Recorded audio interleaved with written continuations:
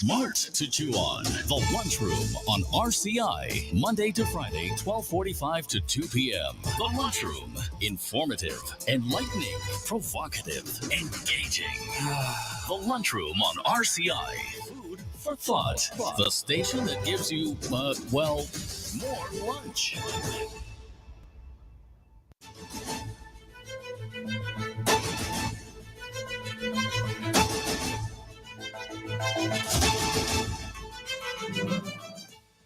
Good afternoon and welcome to the Lunchroom on Radio Caribbean International. It's Friday, end of the week. It's July the 5th, 2024. This is program number 1208 of the Lunchroom, and I'm your host, Calix George Jr. In addition to radio on 101.1 FM, you can also get us at our website, rcistlucia.com. We are also streaming live on Facebook. Just search for the official page of Radio Caribbean International. And please be sure to like and share that link as well with your friends and family. Now, some birthday greetings today going out to Miss Mary Frederick. Happy birthday to you. Hope you're having a fantastic birthday. Also, birthday greetings to Miss Nadia St. Rose. Happy birthday to you, Nadia. And we do hope that your day is blessed. And also, Mr. Bonaventure Henry. You're celebrating your birthday today. We do hope that you're having a wonderful and fantastic birthday, and of course enjoy the weekend to all those who are celebrating. Now, a bit of history for today. In the year 1687, Isaac Newton's great work was called Principia, was published by the Royal Society in England, outlining the laws of motion and universal gravitation. In the year 1811, on this day, Venezuela declares independence. 7 provinces within Venezuela declared themselves independent of Spain. In the year 1852, on this day, a fugitive slave, who's well known now as Frederick Douglass, delivered his "What to the Slave is the 4th of July" speech to the Ladies' Anti-Slavery Society in Rochester, where he condemned the celebration as a hypocritical sham. 1865 on this day, so the United States Secret Service beginning operations, and at that time it was under the Treasury Department. 1994 saw Amazon.com being founded, believe it or not, 30 years today, and that was by Jeff Bezos, and it was founded in Bellevue, Washington State. And on this day, July the 5th, 2004, the first direct presidential election was held in Indonesia, and eventually it was won by Suliso Bambang Yudhoyono. He became president of Indonesia. We now move on to our dish of the day.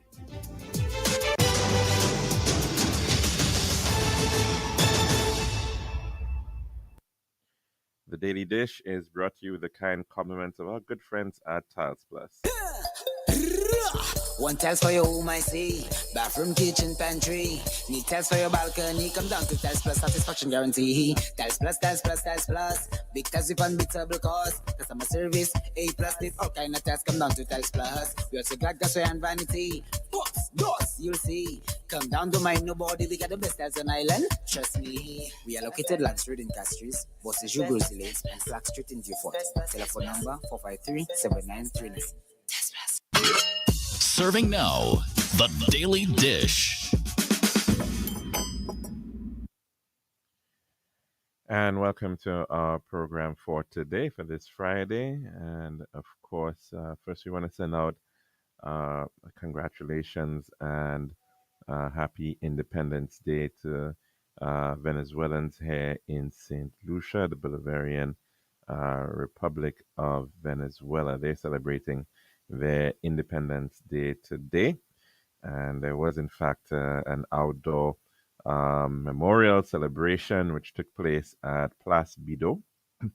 And that place might sometimes not be known by very many St. Lucians, but it's a very small park that finds itself between the Printry building and the Parliament building.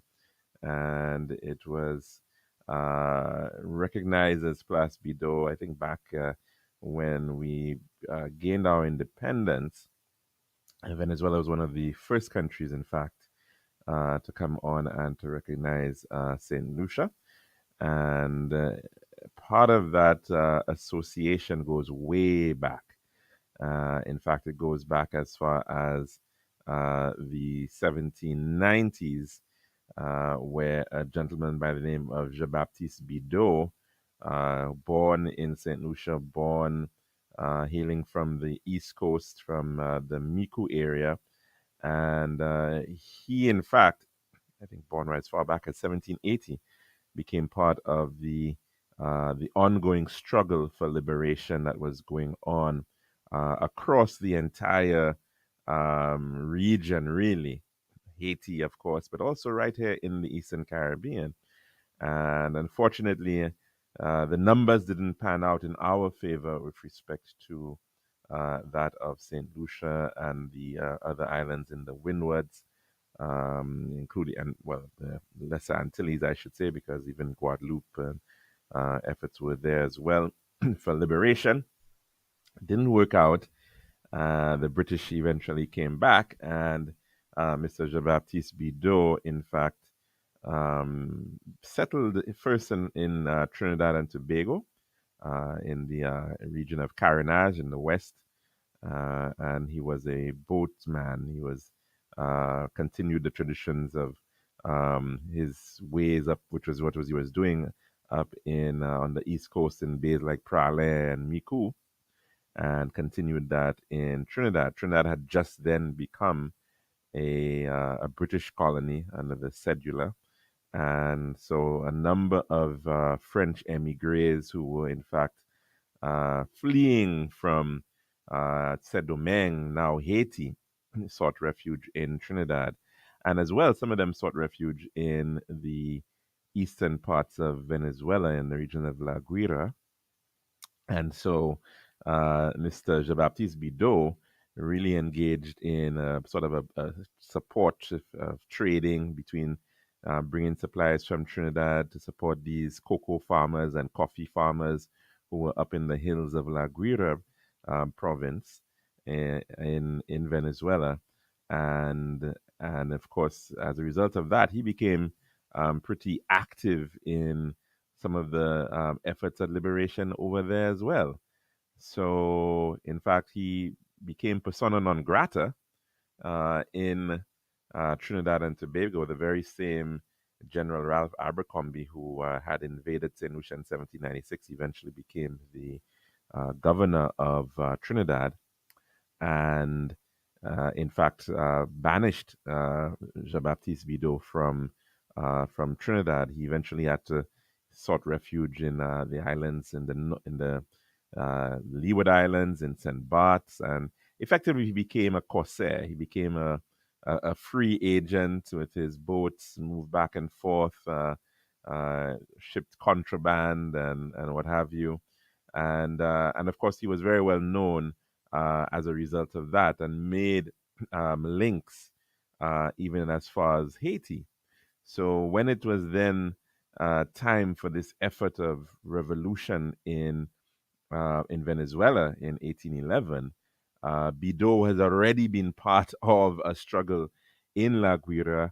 He was already connected to the revolutionary efforts in Haiti, and in fact, he personally knew then president of Haiti, Alexander Pétion.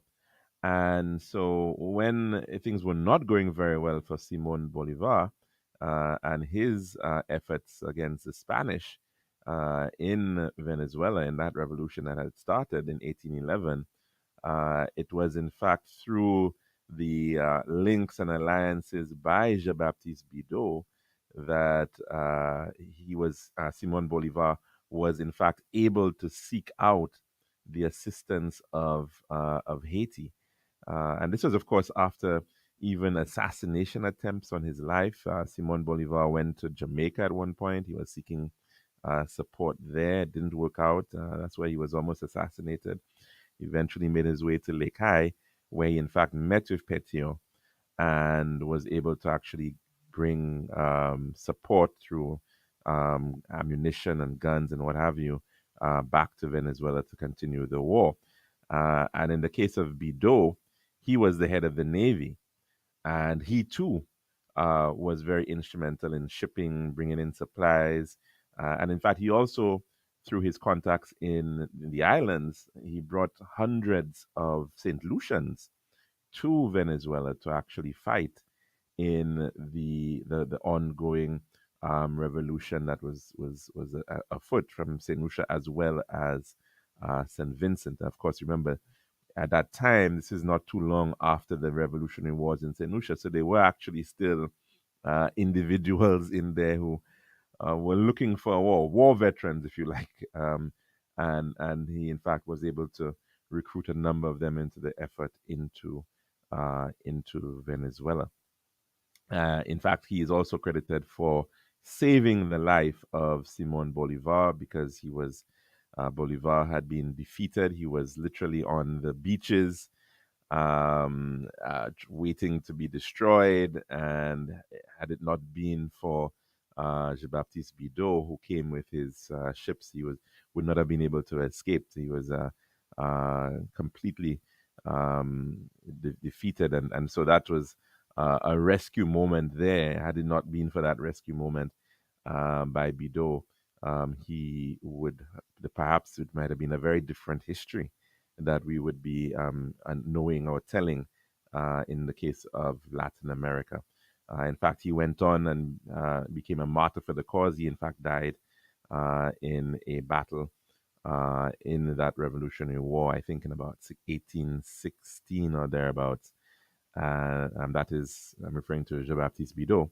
And so he's very, very well known and very well respected in terms of his contribution to the formation and history of Venezuela. And of course, Venezuela became the first independent country in South America, in Latin America, and then went on to lead liberation movements in other parts and to inspire liberation movements in other parts of Latin America. So certainly we should be very much aware of this as well in terms of our own contribution, the contribution of St. Lucians to this effort.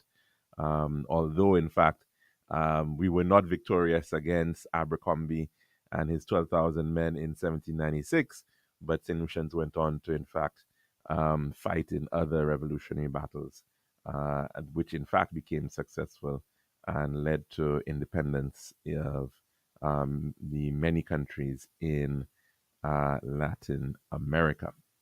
Now, yesterday was, last night, I guess you could say, was a very long night and perhaps a very bitter night for the disappointing night for the Conservatives in the United Kingdom.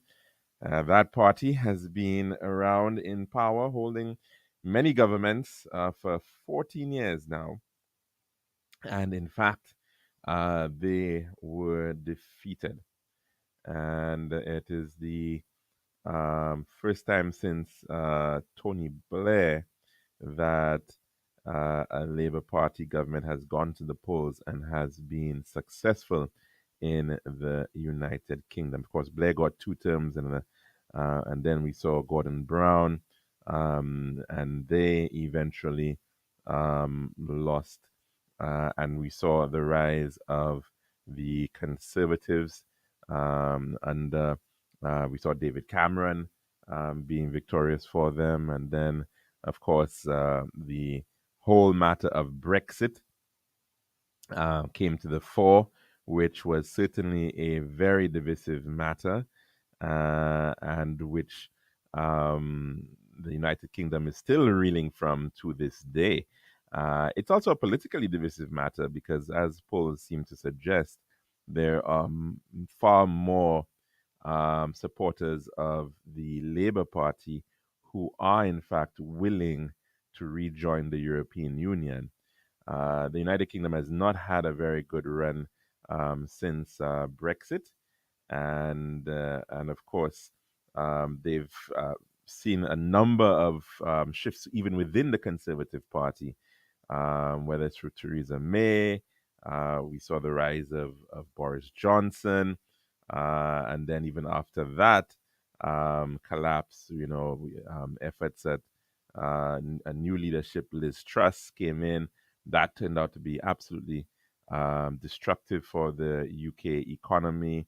And then the individual, in fact, who even ran against Liz Truss had to come back into the fold to try to save face for the Conservatives, and that is Rishi Sunak, the first Prime Minister of Asian descent that the United Kingdom has elected, and he became leader of the party in that very tumultuous period, but was not able to hold. And he certainly called for an early election, a summer election. It was going to come eventually. He decided to get ahead of it, and it did not go down well. Of course, it did not help either in terms of some significant gaffes on his part, in terms of even D-Day celebrations, not sticking around with the veterans and world leaders to mark that event over in France. And so the Labour Party was looking at a significant victory for some time. But it is very interesting in terms of the results. Of course, United Kingdom, just as it is right here, they uses a first past the post system for election of their lower house, the House of Commons, and there are 650 seats. And so, effectively, to form a government, a majority government, you would need half plus one. So that works out to be that 326 seat mark that you've got to cross over. And they, in fact, were able to do so pretty handsomely, actually bringing in somewhere about 411 seats as of the last count in the as it is continuing right now. I think there were about 2 seats left to be able to be declared. I think there's one Scottish seat and another one, I think, in the UK. I'm not too sure if those figures have come in as yet, but the spread of the seats thus far means that although the Labour Party only got 33.8% of the popular vote, they were in fact able to come out with a significant number of seats. In fact, they came out about 63% of the seats, 411 seats. The Conservatives, they got a significant loss. They lost 251 seats of their 365 seats, which they held going into the election. And of course, back then they got about 43% of the last at the last election, about 43.6%. Of course, Keir Starmer, the man of the moment for Labour. He's been the leader of the Labour Party since April of 2020. He came out of a period where the Labour Party had gone very much to the left under Jeremy Corbyn. It, in fact, yielded perhaps its worst performance in any, well, not even recent history, going way back into I think the 1930s. Its worst performance. But interesting enough, and there was a point that was made last night during his victory speech. Jeremy Corbyn, who has been effectively expelled from the Labour Party, still ran as an independent for his constituency of Islington North and was successful. And he, in fact, made the point that it's an interesting dynamic because back when he led the party into that 2019 election, Labour Party actually had over 40% of the popular vote. And here you have a situation where it has about 33.8% of the popular vote. About 9.7 million Brits went out to support the Labour Party. and yet still they have a smaller proportion basically. And what's going on there? Well, it is quite interesting. This election speaks more to a collapse of the Conservatives, a rejection of the Conservatives. Labour has picked up a considerable number of seats, yes, 211, but some other parties have done incredibly well. The third party, for a very long time, the Liberal Democrats, under Mr. Ed Davey, had some very interesting moments there with him bungee jumping and all of that.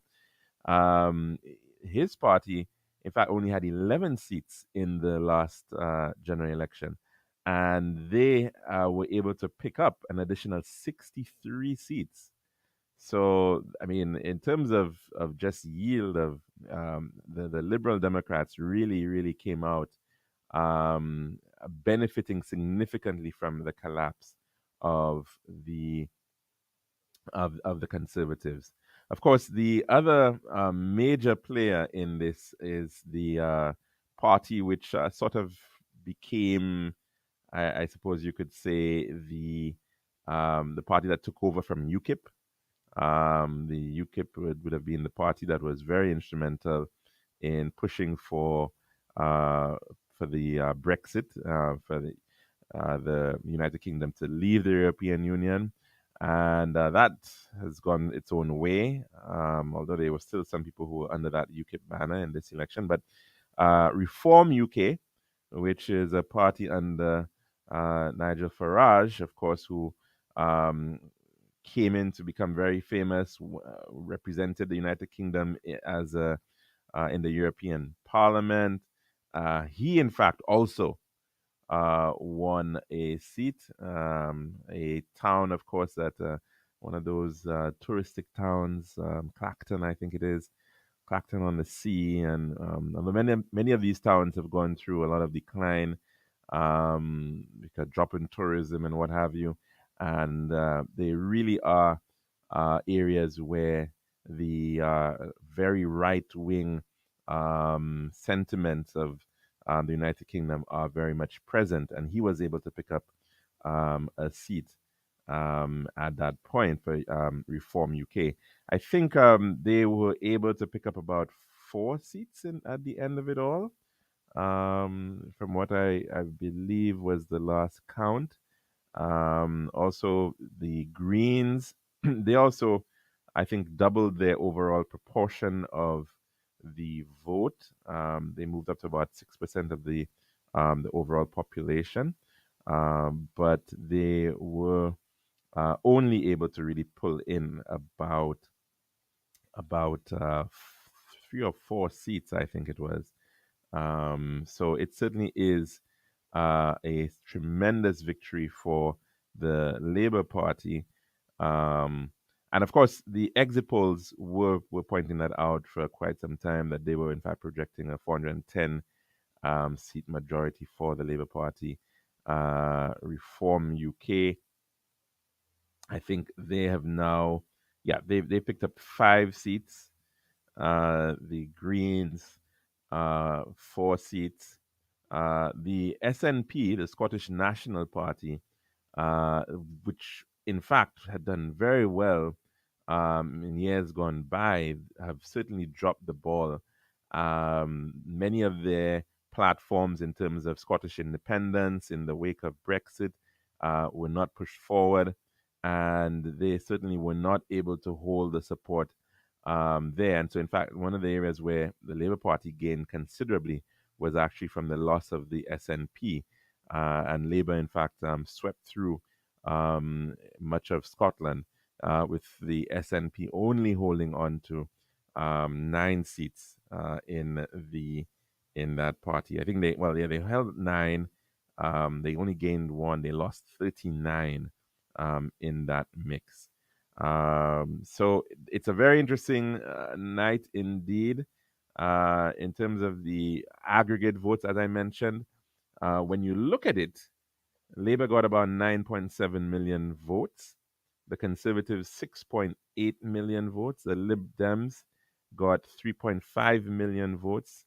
The next well, in fact, even before the Lib Dems, and this is the interesting thing about this situation, the Reform UK, which is the far right under Nigel Farage, got 4.1 million votes, right? So, in effect, they actually polled in third in the popular vote, but they were not able to get more than 5 seats. But the Lib Dems, uh, they actually were able to gain 71 seats with their 3.5 million votes, which really gives a sense of the spread of where those votes were coming from. A lot of the Reform UK votes were actually coming from conservative stronghold areas, areas where they were on the very right.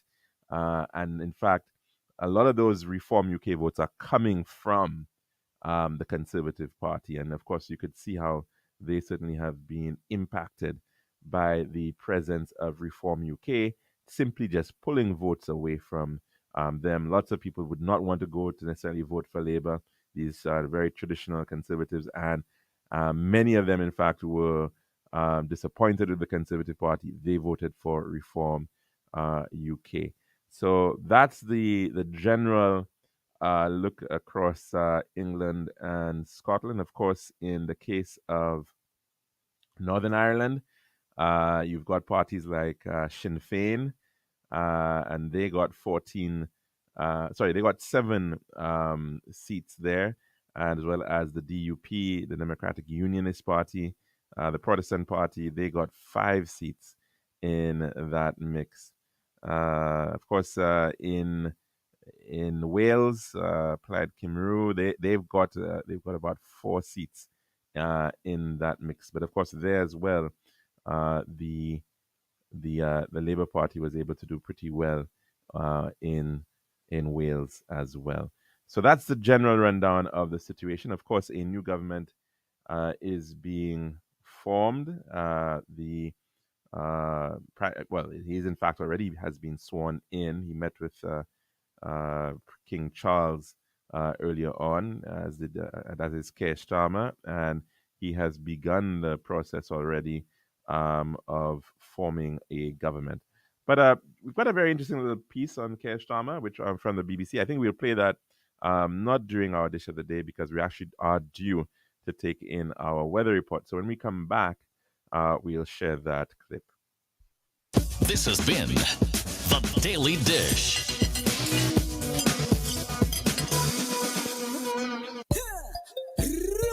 One tells for your home, I see. Bathroom, kitchen, pantry. Need tells for your balcony. Come down to Tells Plus satisfaction guarantee. Tells Plus, Tells Plus, Tells Plus. Because if unbeatable cost. Customer service, A plus. Need all kind of tests. Come down to Tells Plus. We also got gas and vanity. Boss, you'll see. Come down to mind nobody. We got the best tells on island. Trust me. We are located Land Street in Castries. Bosses, Grizzly Lanes, and Flag Street in Viewfort. Telephone number 453-7939. Girl, I've been so stressed searching for the perfect tiles to complete my home. Really? Yeah, it's always the same white, beige, and gray tiles with the tile stores. Like they're all buying from the same place. You're the design expert. Help me, please. I'm fed up. What are you looking for? Something different. Something that says Caribbean beauty and suits my personality. Something vibrant and classy with a little razzle dazzle. Okay, Ms. Razzle Dazzle, I know just the place. Island Style Tile and Bath, they're my #1 store for everything tile. And with their new In Living Color collection, you'll find the most gorgeous tiles to give you that splash of Caribbean flair you're looking for. That sounds perfect. I'll even take you myself and throw in a free design consultation. I'll never say no to that, sis. I can't afford you anyway. Visit our Island Style showrooms in Castries, Rodney Bay, and Viewfort, or call 450-452 or 453 Tile. We'll help bring your vision to life in living color. This is Radio Caribbean International. It's now time for the weather news.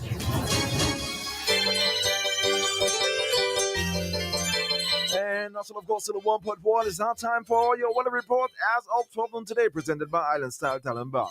The forecast for Solution Valley for the next 24 hours. The winds will be blowing from between the east and east-southeast, near 70 miles per hour or 28 kilometers per hour. The weather generally fair and hazy.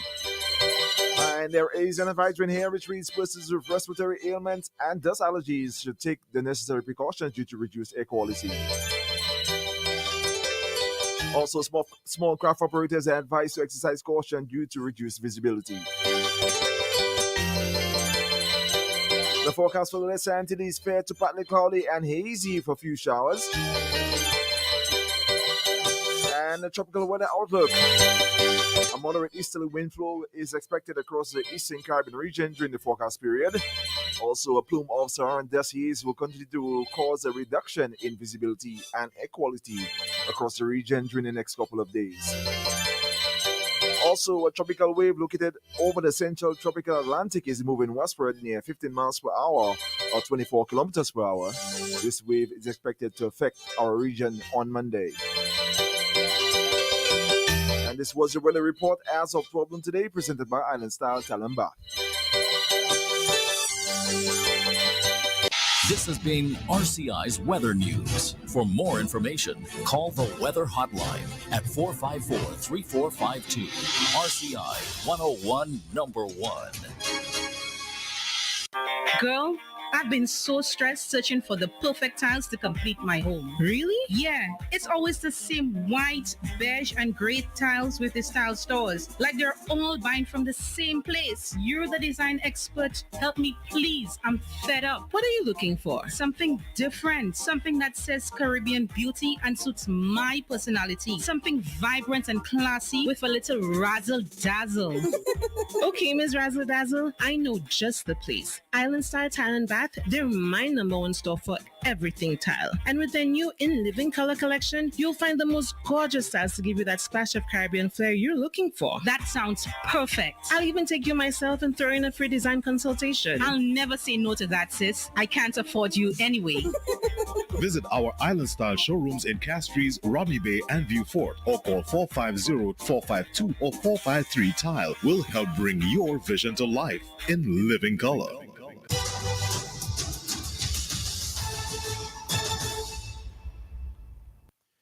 And welcome back to our program here for this Friday. We do hope that you're having a very good day, of course, and don't forget that there are ongoing efforts at sending much needed supplies to our neighbors, our neighboring sister islands, St. Vincent and the Grenadines, as well as Grenada, Carriacou, and Petit Martinique. Of course, it is a pan-Caribbean effort at play, and lots of cooperation ongoing right now with the RSS to provide support on the ground. As we have been hearing, in some of these islands, we're talking about, 90% of the houses destroyed or significantly damaged, left uninhabitable. That effectively means that many, many people are not living in their homes right about now, and they don't have a proper roof over their heads. Probably might quite likely just be staying in shelters or the few places that actually are inhabitable. Of course, there's been a massive effort of actually shifting these individuals, moving them out, evacuating them from some of these devastated areas. That was certainly ongoing in the case of St. Vincent and the Grenadines. And of course, it therefore means that when you've lost everything, you really, really are dependent on the goodwill of other human beings. And today it's St. Vincent. Today it's Union Island and Mairo and Carriacou and Grenada. Tomorrow, we don't know if it might be us. And certainly the compassion, the goodwill of helping your neighbor is really important at this time.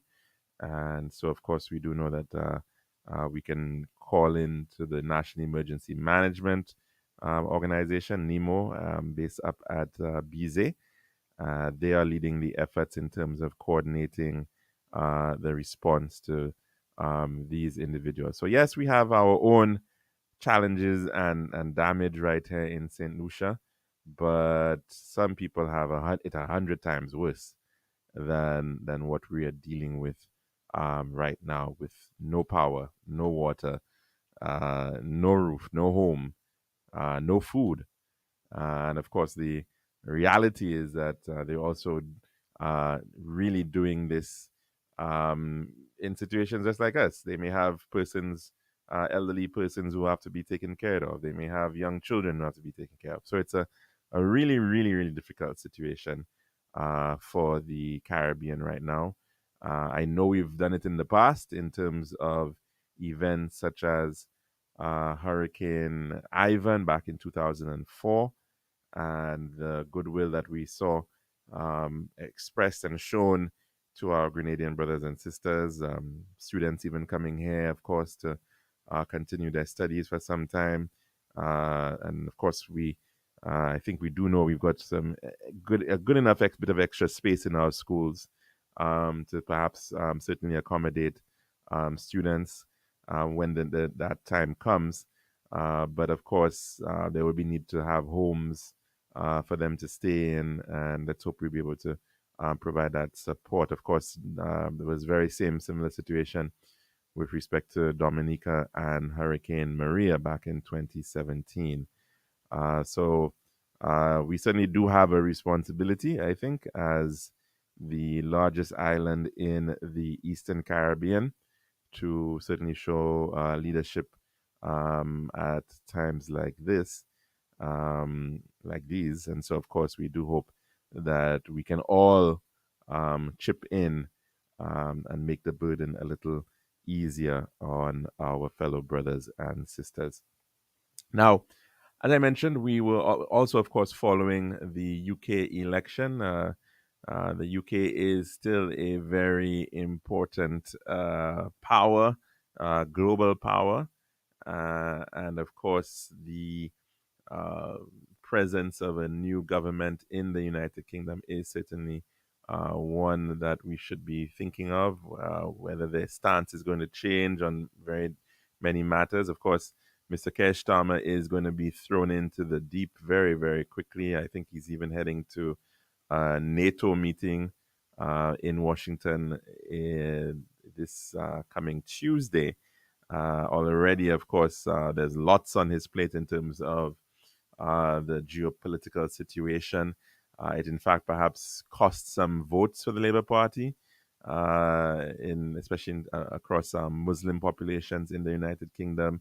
The stance on issues like Israel, Gaza, for instance, that has been a very divisive issue as well within the Labour Party. In fact, you'd recall Jeremy Corbyn at one point even being accused of anti-Semitism, and of course he is very ardent about the need to support the Palestinian people at this time. Mr. Starmer has taken a very centrist approach. Uh, it's an interesting history of when you look at him and his politics.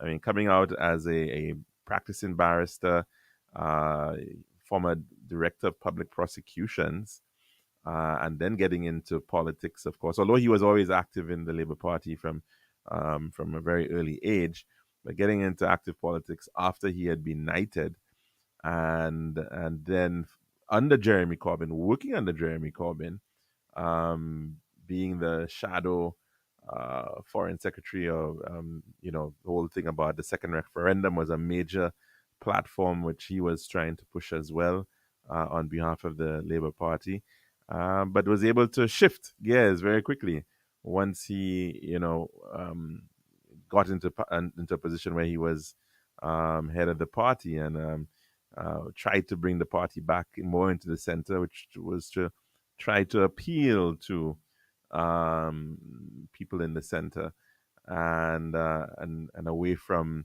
what was seen to be um, Jeremy Corbyn's very, very leftist approach to governance, which seemed not to have resonated with many people in the United Kingdom.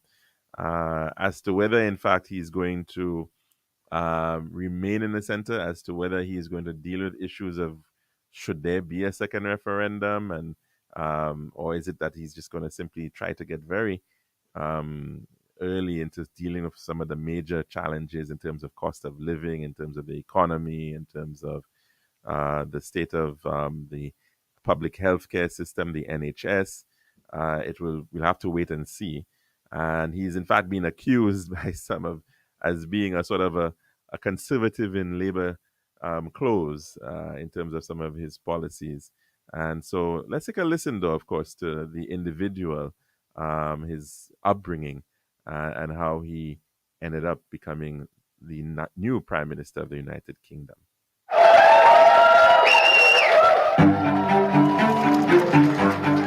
It's a kind of ordinary story, but no story is really ordinary, is it?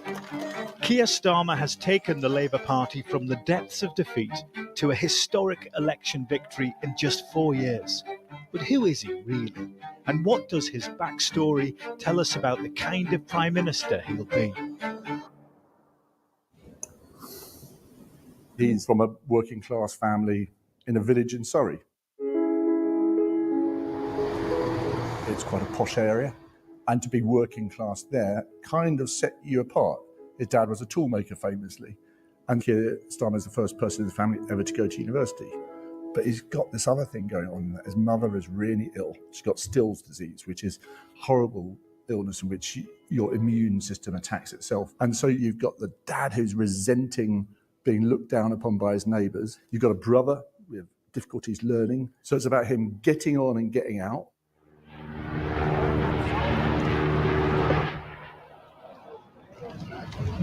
Where there is discord, may we bring harmony. It's the height of the miners' strike, and Keir Starmer heads north to Leeds to study law. He eventually becomes a barrister, specialising in human rights. Just after the Good Friday Agreement, he goes off to work as part of the Northern Ireland peace process as a human rights advisor to the new police service of Northern Ireland. And it's still very tense.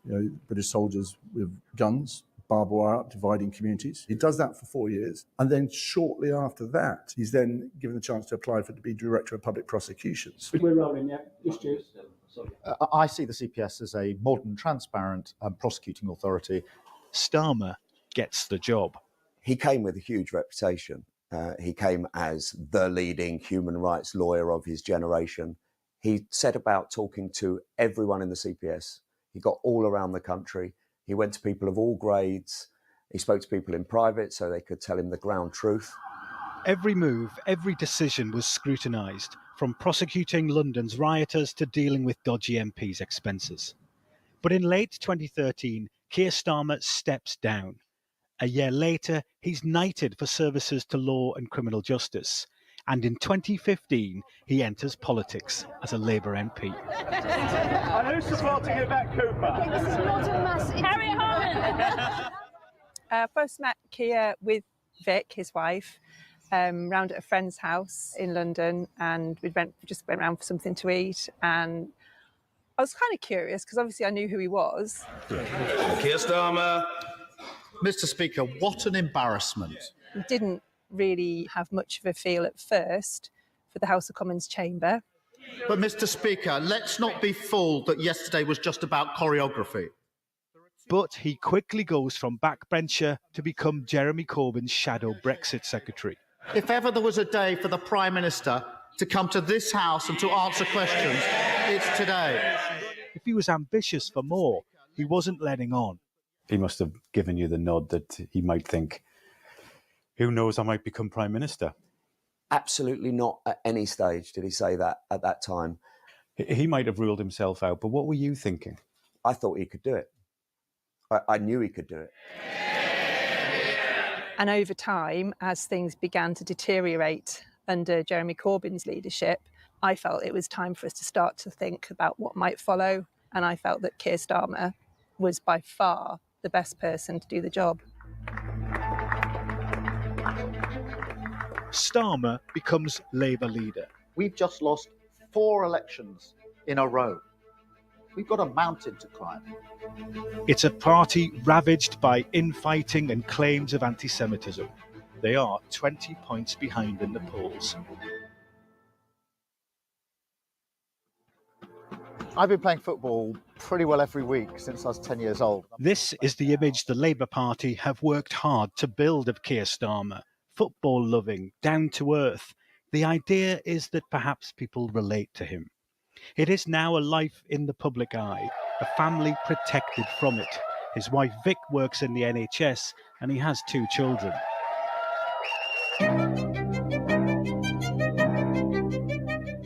Some people describe him as cold, standoffish, doesn't answer questions. Why do they think that? He isn't Mr. Jazz Hands, is he? He is a considered, thoughtful person. I think that one of the things he needs to do, and one of his tasks as Prime Minister, is going to be to rebuild this trust in politics. What difference can voters expect from what he replaces? I think we've got so used to the sight of the removal van coming up down the street, another Prime Minister coming and going. I mean, we've had, 5 and 8 years, that we've forgotten just how electrifying it is when you get a complete change of government. Like, any other dad, he's going to be concerned about the impact all of this is going to have on Vic and the kids.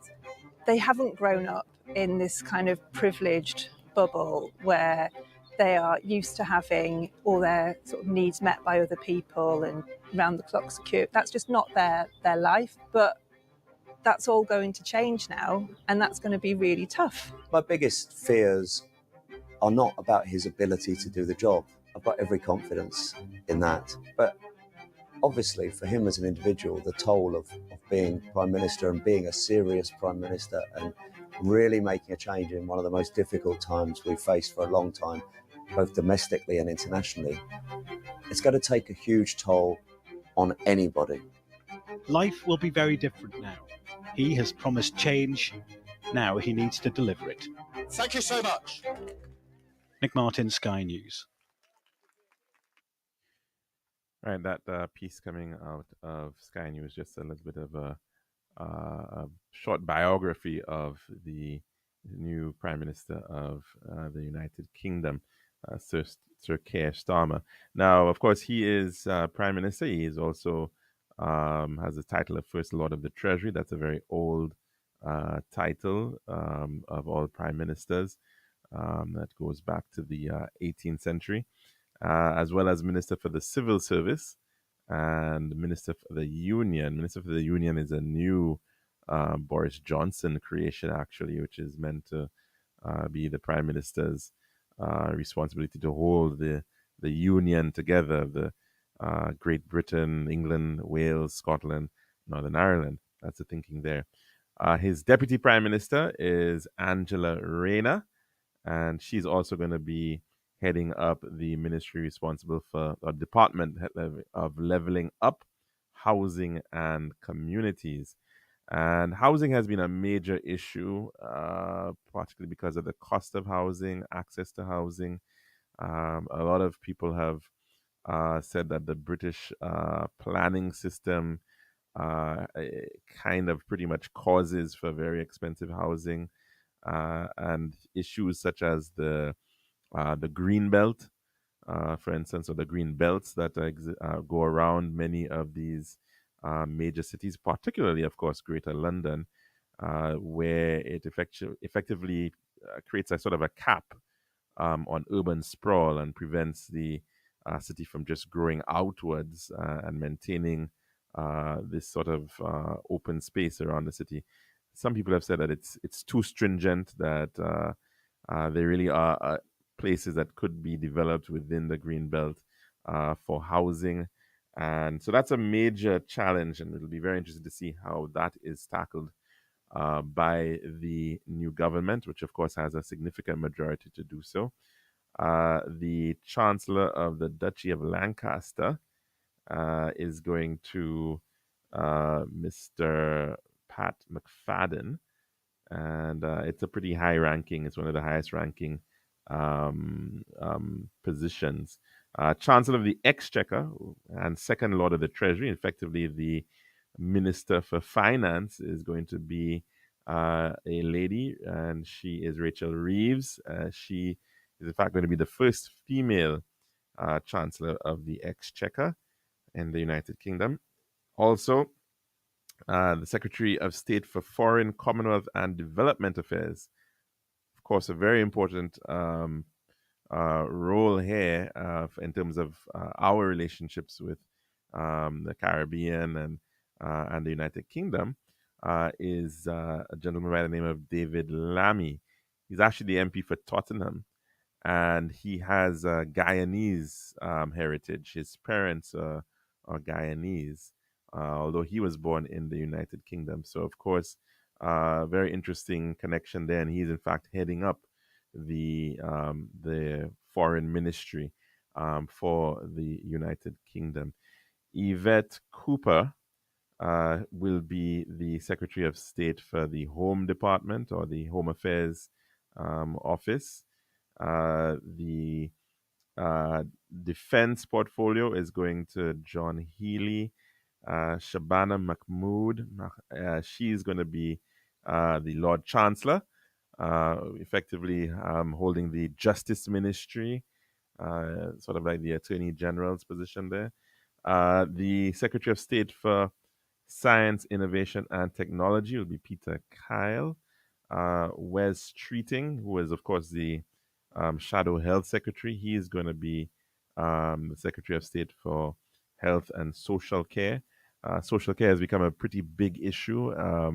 It was, in fact, one of the major issues that was put forward by the Lib Dems, the third party, right now. And certainly it'll be, no doubt, a major issue moving forward with issues in the NHS and what have you.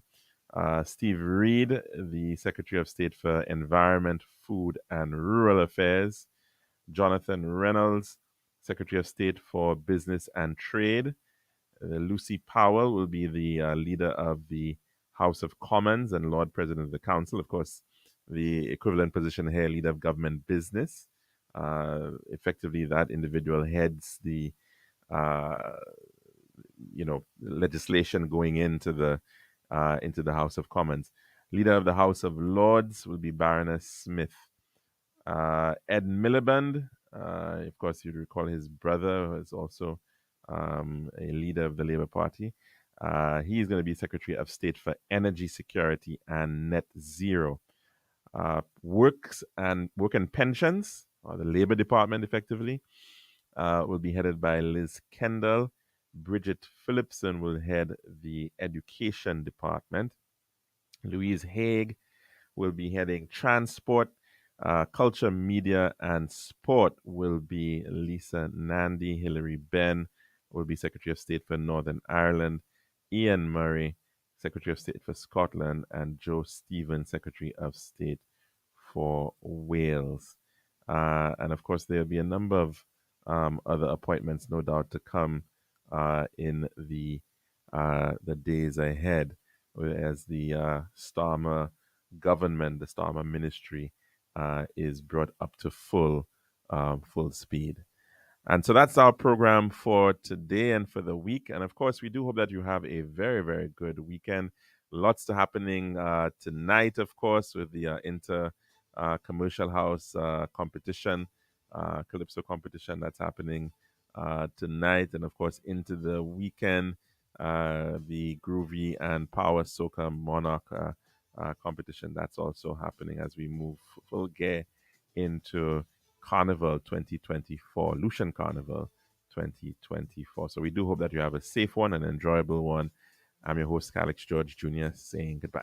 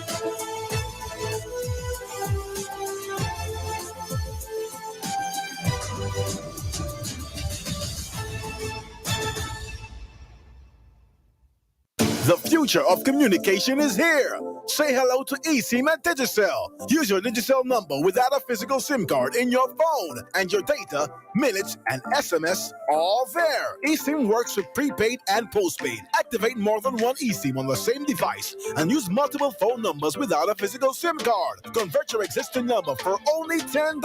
Switch to Digicel and get a free eSIM, free 30-day plan, and 30 gigabytes data free. Digicel, first to give you eSIM technology in St. Lucia. Available at any Digicel store. Digicel, better connected. A company that you can trust withstood the test of time, providing the best quality so you can have peace of mind, building the community one day at a time.